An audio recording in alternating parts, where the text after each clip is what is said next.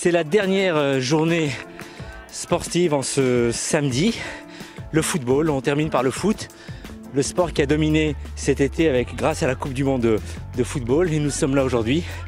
C'est très agréable, moi ça me rappelle plein de choses puisque à une époque j'ai entraîné le Paris Foot Gay. Donc aujourd'hui essentiellement du foot alors. Ouais, aujourd'hui on est sur le foot, là en ce moment il y a la grosse finale qui se joue, mais voilà, aujourd'hui c'est consacré au foot en tout cas. Ouais. On verra aussi tout à l'heure, il y a les Panam Boys, le club français qui a dominé ces jeux aux Gay Games, qui s'est affiché parmi les premiers, ça aussi c'est intéressant. Ouais, ça montre aussi que Paris en foot est moteur, ouais.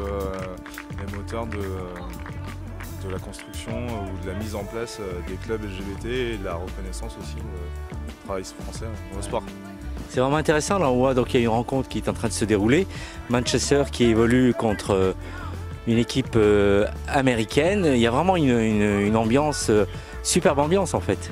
Ouais, vraiment une vraie ambiance avec un niveau qui est plutôt très bon. C'est intéressant.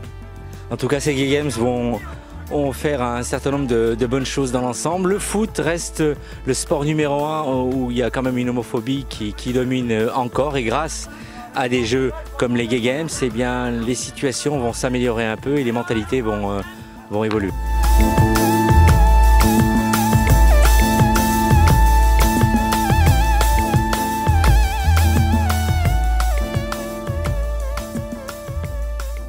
Je suis avec Victor, un des arbitres de la compétition football aux Gay Games.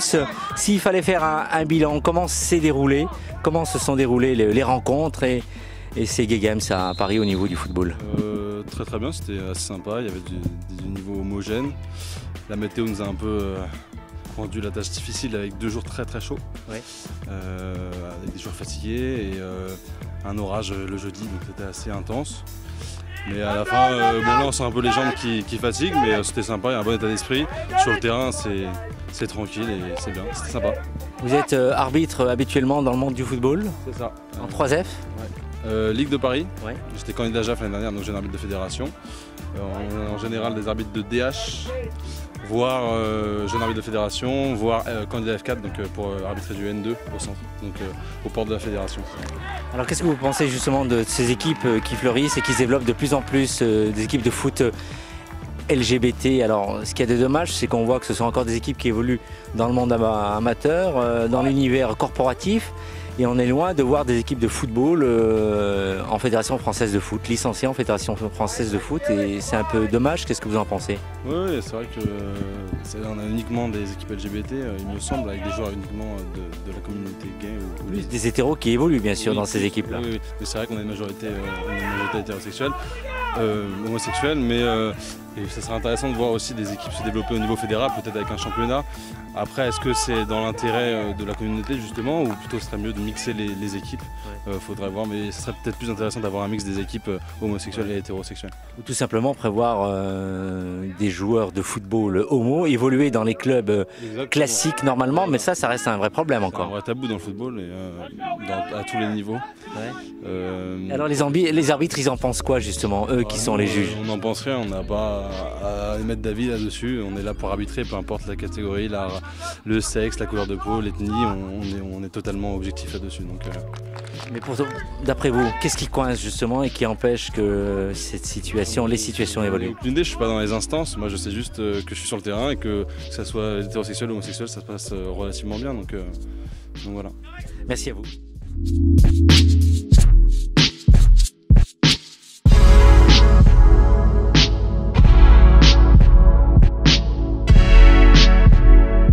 Je suis avec Léo et Hugo du club de football les Panam Boys. Bonjour Léo. Bonjour. Hugo, bonjour. Bonjour. Je suis avec 2 hétéros qui sont en phase de devenir homosexuels certainement pour la saison prochaine, qui ont participé aux Gay Games. Alors dites-nous, le Panam Boys s'est présenté comment durant ce tournoi?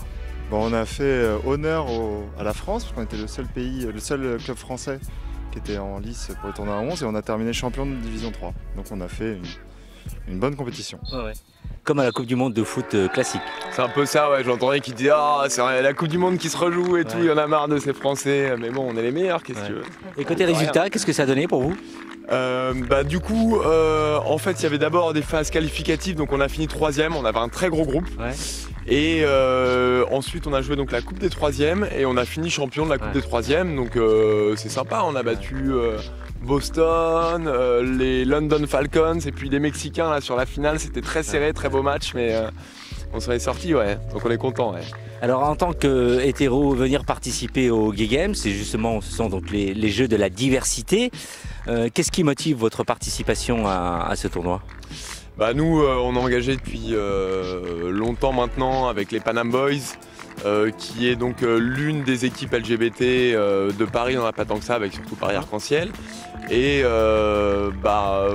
nous, voilà, l'objectif de ce club, c'est de porter les valeurs de la diversité dans tout le football. Et notamment parce que c'est vrai qu'il y a beaucoup d'équipes qui jouent dans des équipes, dans des ligues gays majoritairement.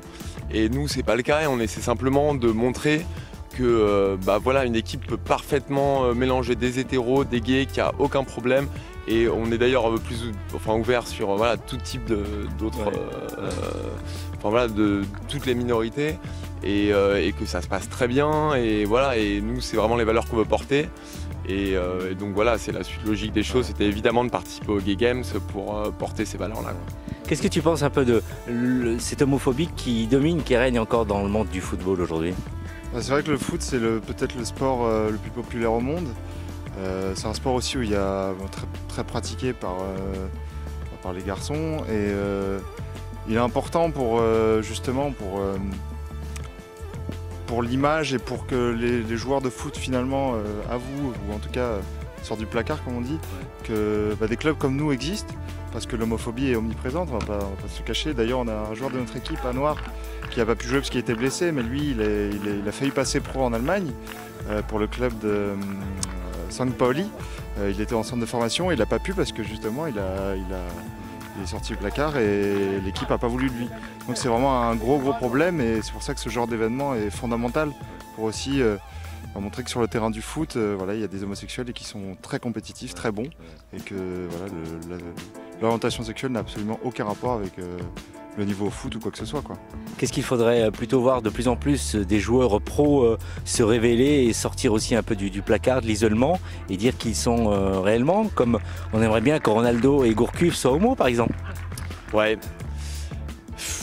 La difficulté, on en parlait, on nous a déjà posé la question, est-ce que ça vient des joueurs, des supporters et je pense que ce qui est encore difficile aujourd'hui, c'est que d'une part, je pense que les médias encore médiatiseraient ça d'une manière, c'est difficile, c'est les sportifs du haut niveau qui ont déjà beaucoup de pression sur les épaules, et c'est vrai que tant que se déclarer homosexuel ajoutera un poids supplémentaire, ce sera compliqué. Et c'est vrai que aujourd'hui, les médias sont ce qu'ils sont, les supporters sont ce qu'ils sont, et c'est toujours, ça représente toujours un poids supplémentaire que ça devrait pas être.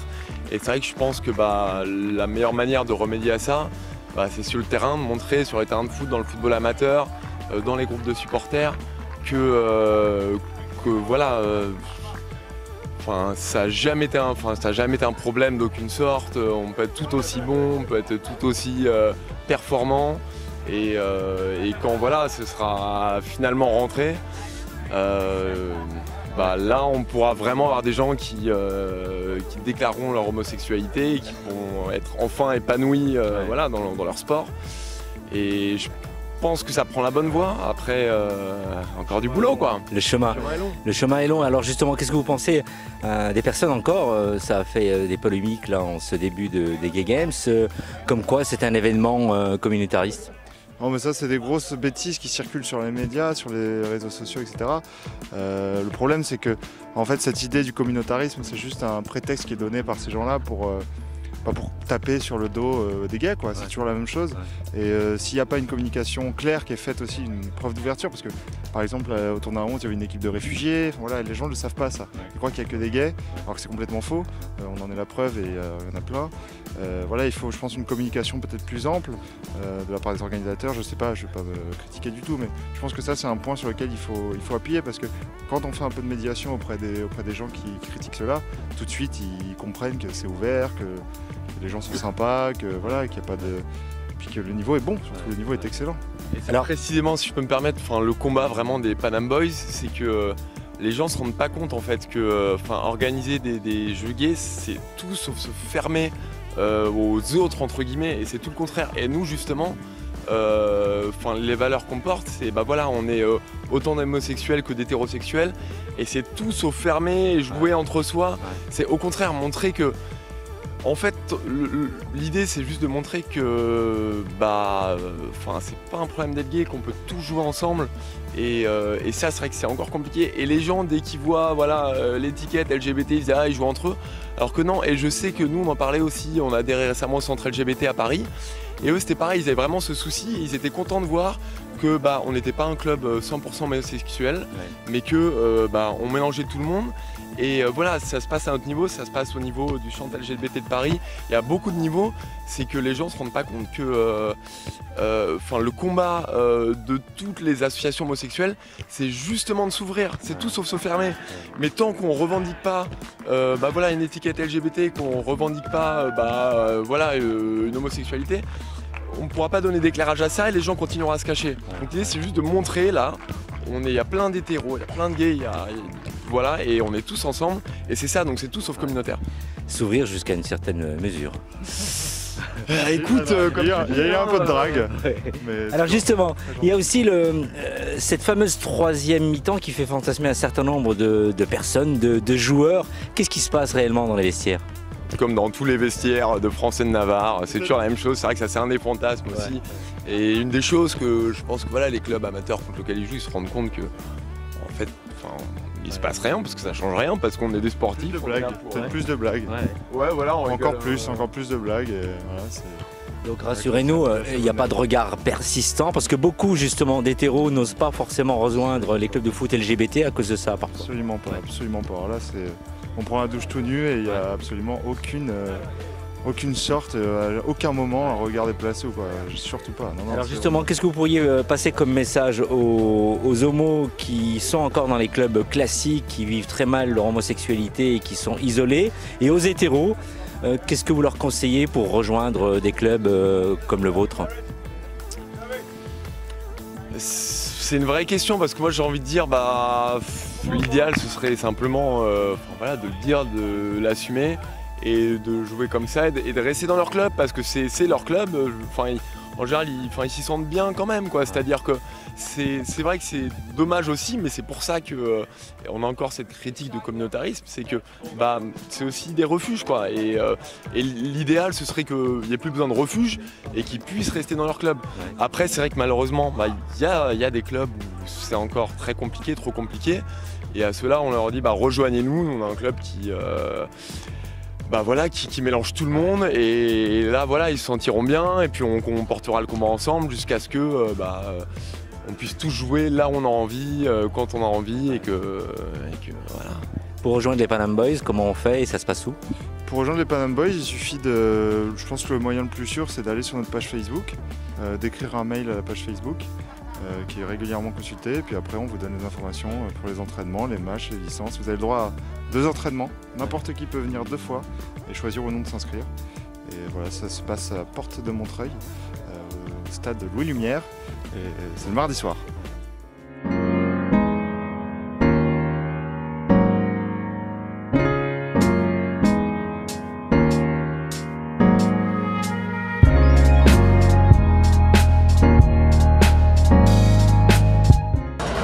Je suis avec Olivier Sciappa qui a réalisé le couple imaginaire, donc c'est une exposition photo.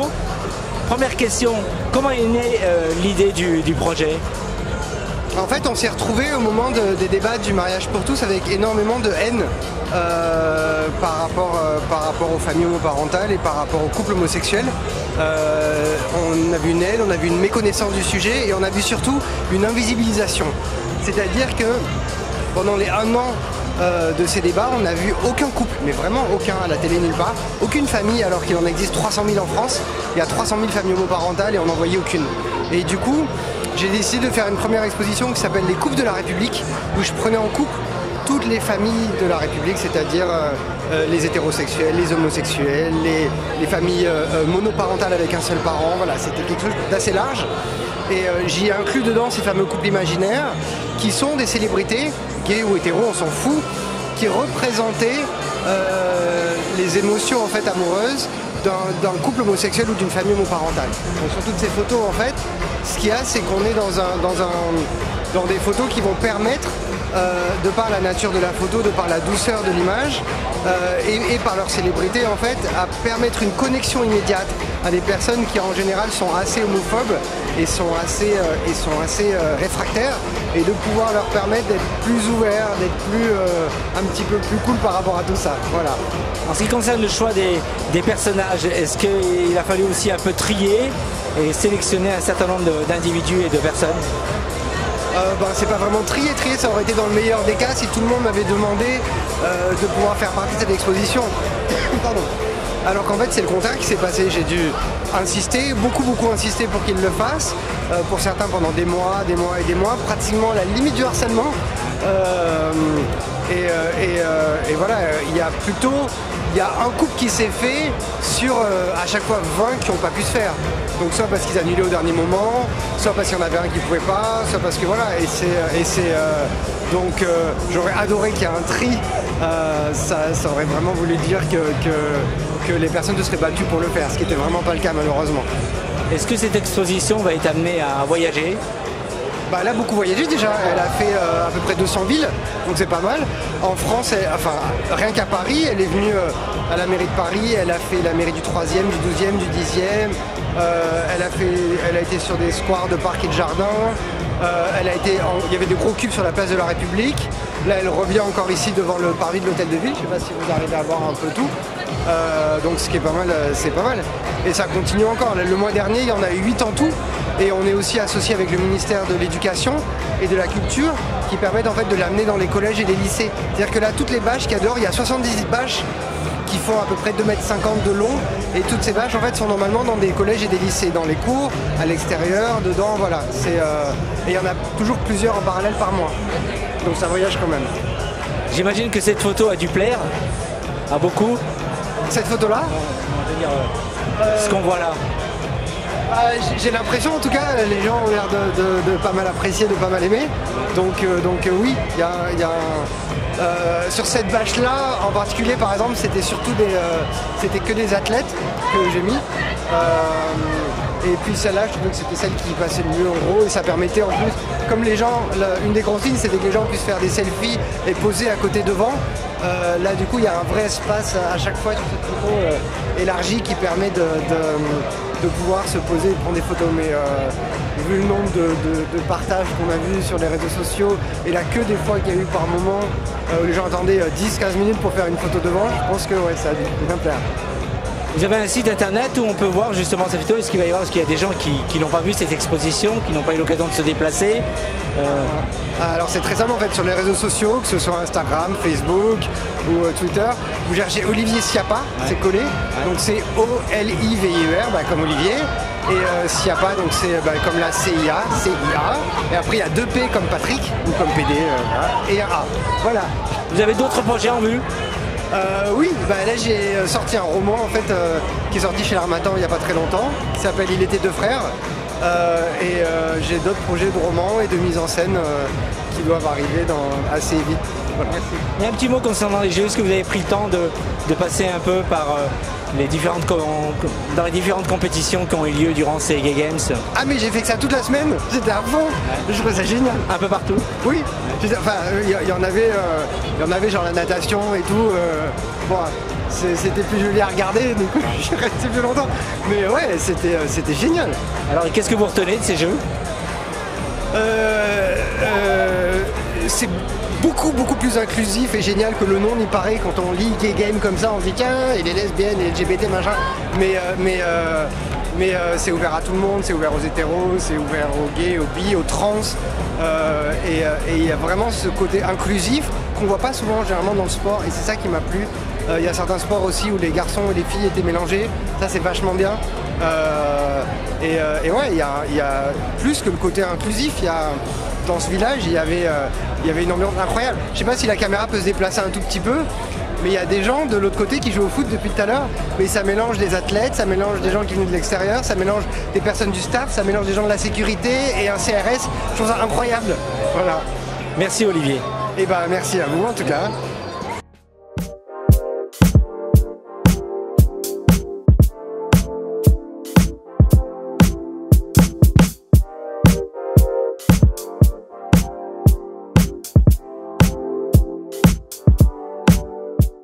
Michel, comment ça s'est passé ta semaine des Games?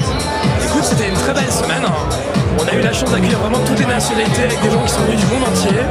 Et ça a été très dynamique avec beaucoup de beaux moments, beaucoup de gens qui étaient très festifs, avec une énergie incroyable. Je pense que bravo vraiment à l'organisation des Gay Games qui a su attirer plein de gens dans un esprit convivial, sportif et festif. C'était un grand moment, je pense. Dans ta semaine, tu as eu une soirée où il y a eu beaucoup plus de monde, ou qui a été un peu plus dur à gérer avec le monde, etc. Alors je crois qu'en une semaine on a eu 15 soirées, parce qu'on a eu effectivement des soirées tous les soirs au dépôt. Je m'occupe également du Sun City, qui est donc un sauna, sur lequel on a eu des soirées tous les soirs. Et en plus, par rapport à mon label événementiel, on a eu une soirée Season Lunch sur le toit de la Cité de la Mode, sur lequel on a eu beaucoup de monde aussi. Bon, sur le toit de la Cité de la Mode, on a eu de la pluie, étant donné que c'était en extérieur, il y a eu un petit peu moins de monde, et c'est de la faute mère nature. Mais sinon, dans l'ensemble, vraiment une belle semaine. Et ça a fait plaisir de voir vraiment des gens festifs, avec le sourire. Voilà, c'était vraiment, à mon avis, quelque chose de positif pour Paris en termes d'attractivité, d'avoir tous ces gens qui se retrouvent, qui échangent, qui partagent, avec vraiment une belle énergie. Bon, le dépôt a une réputation sulfureuse. Est-ce que tu penses que cette semaine a permis d'aller dans le sens de changer cette réputation, de changer l'image de ce que tu as voulu instaurer depuis que tu es présent au dépôt? Alors je pense que le dépôt avait une réputation sulfureuse. Je pense qu'aujourd'hui, depuis 1 an et demi, enfin 2 ans que j'ai rejoint le groupe, je pense qu'on est vraiment en train de passer à autre chose. Je peux même dire que cette année on a eu des expositions photos, des défilés de mode avec une activité artistique et culturelle qui était très importante. Je pense que déjà la page de la partie sulfureuse a été un petit peu tournée. Je pense que le dépôt reste un établissement dans lequel il y a du fantasme, parce qu'il sur lequel on a 2 étages. Un cruising qui est gay avec un espace détente, on va dire sexe, là-dessus, avec un espace avec un club queer qui là est beaucoup plus neutre en termes de voilà. Après je pense que le dépôt un petit peu à l'image de Bergame est un club où il se passe des choses, mais je pense qu'on avait déjà commencé à tourner la page. Après je pense que beaucoup d'étrangers ont eu l'occasion de revenir au dépôt, de redécouvrir le club. Et je pense qu'effectivement ça a contribué à la superbe des choses, mais je pense qu'effectivement on a vraiment vu qu'à la fin de cette saison le dépôt est passé vraiment à autre chose, que les gens redécouvrent le lieu, redécouvrent le fait qu'il y a 2 étages, qu'il n'y a du sexe que pour les gens qui veulent voir, enfin qui cherchent du sexe. C'est-à-dire que vraiment si vous restez sur le dance floor, on voit pas la partie sexe et la partie sulfureuse comme tu l'appelles. Merci Michel, bonne soirée de clôture. Merci beaucoup, merci à Pink.